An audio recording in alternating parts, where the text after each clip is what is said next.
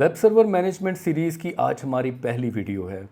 इस वीडियो के अंदर हम लोग वेब सर्वर मैनेजमेंट देखेंगे कि हम लोग एक अनमैनेज शुदा सर्वर को लेके उसको मैनेज कैसे कर सकते हैं, क्योंकि आप लोग भी जानते हैं कि अनमैनेज शुदा सर्वर जो होता है वो सस्ता मिलता है मैनेज शुदा सर्वर की निस्बत, लेकिन चूँकि उसे मैनेज करना मुश्किल होता है इसलिए कोई भी अनमैनेज सर्वर की तरफ नहीं जाता। इस वीडियो के अंदर हम लोग फ्रॉम द स्क्रैच इस प्रोसेस को देखेंगे, इतना गहराई में और डिटेल में देखेंगे कि अगर कोई न्यूबी हमारी इस सीरीज़ की तमाम 5-7 वीडियोस देख ले तो वो भी वेब सर्वर मैनेज करने के काबिल हो जाएगा। और इस सीरीज़ को फुल देखने के लिए आप लोग ऊपर टिकर के ऊपर भी इसकी प्लेलिस्ट देख सकते हैं, जिसकी तमाम वीडियोस देखने के बाद आप बड़ी आसानी से वेब सर्वर मैनेज करना सीख सकते हैं। तो चलते हैं कंप्यूटर स्क्रीन की जानिब ताकि हम इन चीज़ों को डिटेल में तफसील में देख सकें। स्क्रीन के ऊपर आप लोग उन 3 यूज़र्स के नाम देख सकते हैं जिन्होंने पिछली वीडियो के अंदर सबसे पहले कमेंट किया था। आज का सवाल ये है कि क्या सर्वर की लोकेशन सर्वर की परफॉर्मेंस के ऊपर इफ़ेक्ट करती है या नहीं करती है, अगर करती है तो किस तरीके से। और अगर आप लोग सबसे पहले जवाब देते हो तो नेक्स्ट वीडियो के अंदर आप लोगों को भी इसी तरह से टैग किया जाएगा। कंप्यूटर स्क्रीन के ऊपर आप लोग देख सकते हैं कि सबसे पहले मैं इलेबोरेट करने जा रहा हूँ व्हाट इज़ वेबसाइट। वेबसाइट होती क्या है। वेबसाइट बेसिकली हमारे 2 एलिमेंट से बनती है, एक डोमेन से और उसके अलावा सर्वर से। ये दोनों चीज़ें जब मिलती हैं तो वेबसाइट बनती है। जब तक इन दोनों चीज़ों में से कोई भी चीज़ मिस होगी, फॉर एग्जांपल हम लोगों ने डोमेन परचेज़ की है तो हम लोग उसको सिंपली डोमेन बोलेंगे, वेबसाइट कभी नहीं बोल सकते। अगर हम लोगों ने वेब सर्वर लिया है तो हम लोग इसको वेब सर्वर बोलेंगे, वेबसाइट नहीं बोल सकते। अलबत्ता ये दोनों चीज़ें जब आपस में अटैच हो जाती हैं तो उसके बदले में एक वेबसाइट जन्म लेती है, एक वेबसाइट लाइव होती है जिसको पूरी दुनिया के अंदर देखा जा सकता है। अब हम लोग देखेंगे कि डोमेन किसको बोलते हैं। आप लोगों की वेबसाइट्स के डिफरेंट किस्म के नाम हो सकते हैं, .com भी हो सकती है, .org भी हो सकती है, .net भी हो सकती है। और उसके अलावा अगर मैं आप लोगों को फुल लिस्ट दिखाऊं whois.com के ऊपर तो आप लोग देख सकते हैं यहाँ पे जितने भी ये डोमेन नेम्स मौजूद हैं। फॉर एग्जांपल आप वेबसाइट .name के अंदर .us, .pw, xyz, base, .in वगैरह वगैरह, ये जितने भी डोमेन नेम हैं लातादाद मौजूद हैं। आप लोग पॉपुलर TLDs या कंट्री बेस्ड TLDs ये परचेज कर सकते हैं। तो ये जितने भी नाम होते हैं हम लोग इनको डोमेन बोलते हैं। इन डोमेन की एक स्पेसिफिक प्राइस होती है, कम भी हो सकती है, ज़्यादा भी हो सकती है। और ये डोमेन हम लोग whois.com पे लाके सर्च करके भी अपना परचेज़ कर सकते हैं। उसके अलावा नेम चीप से भी हम लोग परचेज़ कर सकते हैं। उसके अलावा हम लोग hostinger.pk से भी परचेज़ कर सकते हैं। हम लोग GoDaddy से भी परचेज़ कर सकते हैं। हम लोग Bluehost से भी परचेज़ कर सकते हैं।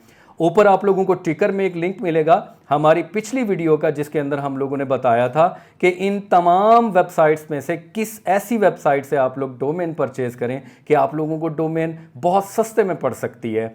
उस वीडियो को आप लोग देख लीजिएगा। डोमेन का मकसद ये हुआ कि किसी भी वेबसाइट का नाम जो है वो डोमेन कहलाता है। फॉर एग्जांपल ये हेट्सनर ये डोमेन नेम हो गया, ये यूट्यूब ये एक डोमेन नेम हो गया। लेकिन जब इसके साथ सर्वर अटैच करके इसके ऊपर डाटा डाला गया तो फिर ये क्या चीज़ बनी, ये हमारी वेबसाइट आके बनी। होपफुली आप लोगों को डोमेन का कंसेप्ट जो है वो क्लियर हो गया होगा। अब चलते हैं व्हाट इज़ सर्वर और होस्टिंग।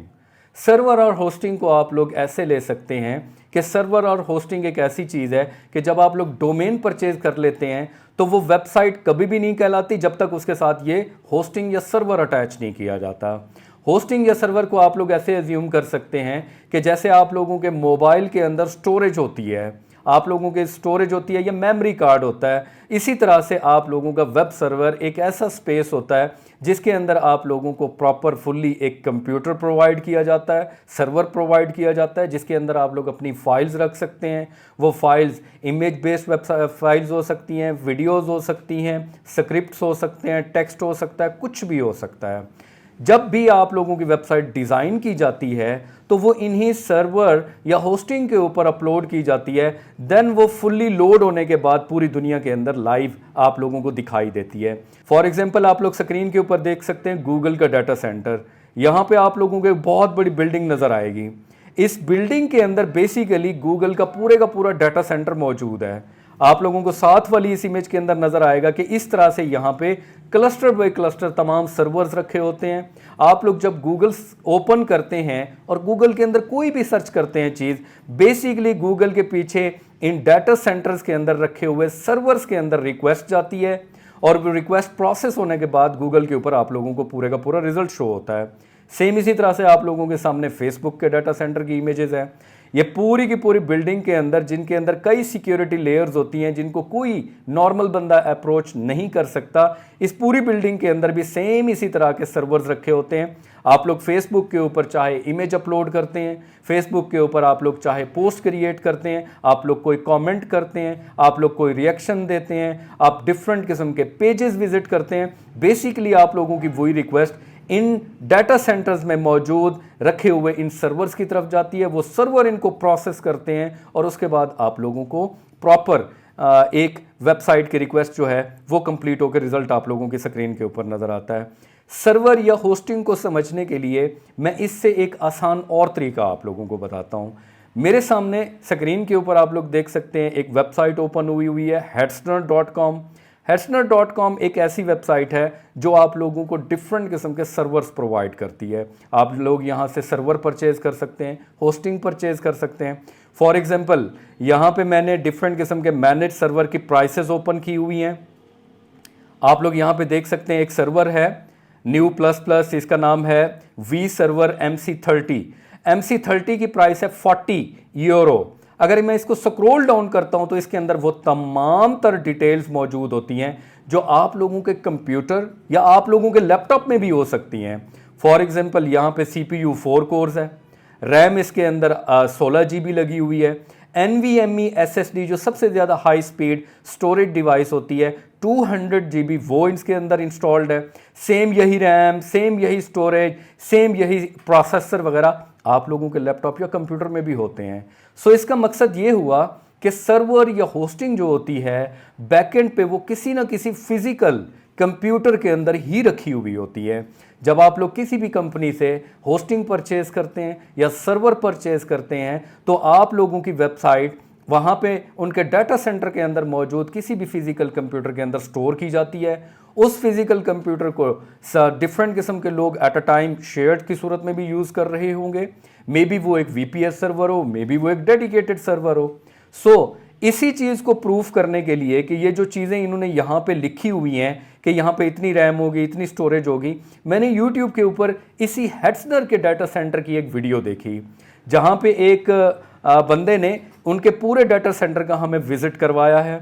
अगर मैं यहाँ पे प्ले करूँ और इनकी वीडियो को मैं थोड़ा सा पीछे करूं तो वो इनके डाटा सेंटर के अंदर मौजूद डिफरेंट किस्म के कंप्यूटर्स आप लोगों को दिखाएगा। आप स्क्रीन के ऊपर देख सकते हैं कि यहाँ पे एक बंदा हेट्सनर के डाटा सेंटर के अंदर मौजूद है और आप लोग यहाँ पे देख सकते हैं यहाँ पे डिफरेंट किस्म के सर्वर्स रखे हुए हैं और यहाँ पे अगर आप लोग देखें तो वहाँ यहाँ पे सेम वही CPUs रखे हुए हैं इनके डाटा सेंटर के अंदर जो नॉर्मली डेस्कटॉप CPUs या टावर CPUs हम लोग अपने घरों में या ऑफिसेस के अंदर यूज़ करते हैं। इसका मतलब हुआ कि जब भी कोई होस्टिंग या सर्वर परचेज किया जाता है तो वो कंपनी के बैकएंड में डाटा सेंटर के अंदर किसी ना किसी फिजिकल कंप्यूटर की सूरत में मौजूद होता है। अब वो इस कंप्यूटर के पूरे स्पेक्स आप लोगों को दिखाएगा। इस कंप्यूटर के बैकएंड के ऊपर लगे हुई चिप के ऊपर वो आप लोगों को रैम भी बता रहा है इतनी लगी हुई है, CPU कोर्स भी लिखे हुए हैं और इसके अलावा बोर्ड और HDD स्टोरेज कितनी लगी हुई है।